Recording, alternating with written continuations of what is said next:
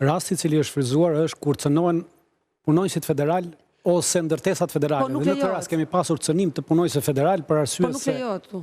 Si nuk lejohet? Sepse ka një akt të posaçëm. Absolutisht e lejon. Ka një akt të posaçëm që është kushtetues, që do të jap dhe emrin, që nuk lejon që të ndërhyjnë. E lejon totalisht në parakitjen para Kongresit të Ministrit Mbrojtjes të Amerikës së Ekstra, edhe senatorët rënë dakord që teknikisht është dhe ligjërisht është në rregull, por moralisht pasaj është diçka tjetër. Atëherë, guvernatori i Kalifornisë, pikërisht për këtë, se këtu është një problem akoma më madhor, se është institucional dhe që ka precedent.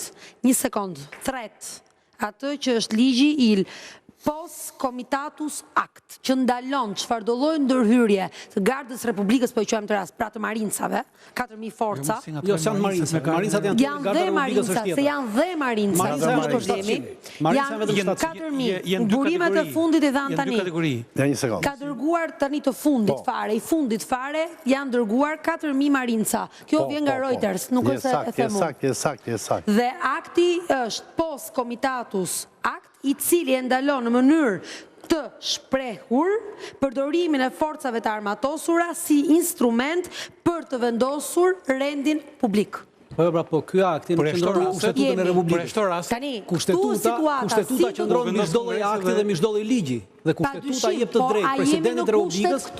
Po, jep në rastin që cënohen punonjësit federal. Pra, punonjësit e njësisë të deportimit dhe të imigracionit janë punonjës federal. Në rastin që të cënohet jeta e tyre. Automatik presidenti ka të drejtë të aktivizoj forcat ushtarake. Por kjo gjithmonë nëse, sepse këtu është problemi i interpretimit, nëse forcat e mbrëmshme të shtetit nuk janë në gjendje të kontrollojnë shpërthimin dhe duhet jetë në disa vatra.